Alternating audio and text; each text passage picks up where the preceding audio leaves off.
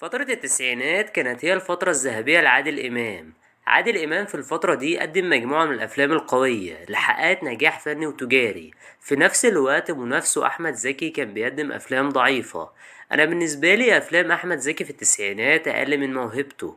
نفس الفخ اللي وقع فيه أحمد زكي نور الشريف ومحمود عبد العزيز كمان وقعوا فيه، وما قدروش في فترة التسعينات إنهم يقدموا أفلام ناجحة وقوية تعلق مع الجمهور يقدروا من خلالها انهم ينافسوا بيها عادل امام.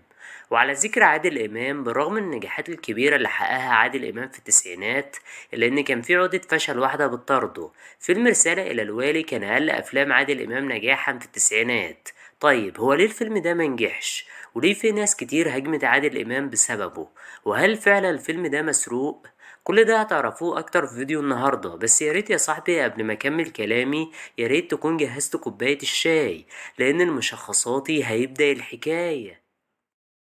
الحكاية بتبدأ في سنة 1998. أحداث الفيلم بتدور في سنة 1807. في الوقت ده بيقرر أعيان مدينة رشيد إنهم يوجهوا رسالة لوالي مصر محمد علي عشان يجهزهم بالجيوش وينقذهم من حصار الفرنجة.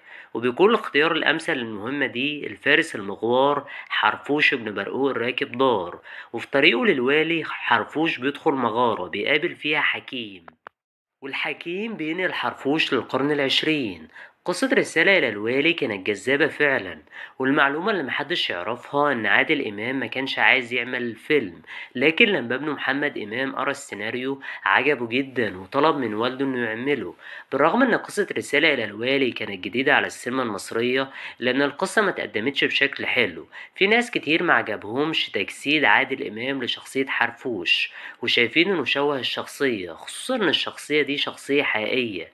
الفيلم كمان واجه مشاكل في فترة عرضه، لدرجة ان دكتور نبيل فاروق اتهم المؤلف بسام اسماعيل انه سرق فكرة الفيلم منه.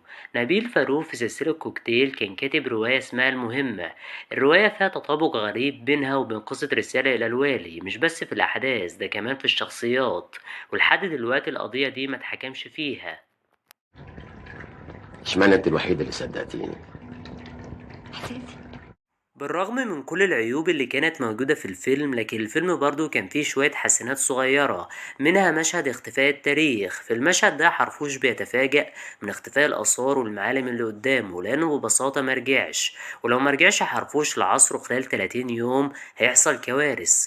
قصة الفيلم مركزتش بس على خط السفر بالزمن بتاع حرفوش ورسالته للوالي، دي كمان ركزت على خط كنز حرفوش ابن برقوق الراكب دار.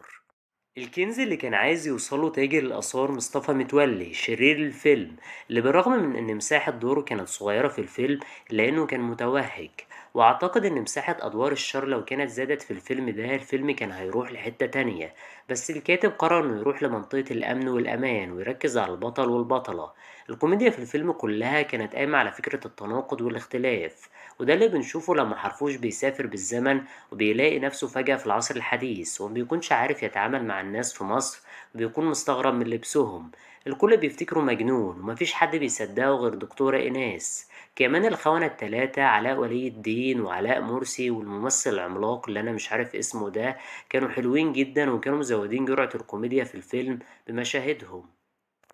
الفيلم بينتهي نهاية سعيدة. في النهاية حرفوش بيرجع لعصره وبنشوف إيناس وهي بتقابله تاني في المتحف تحت اسم جديد صلاح حرفوش.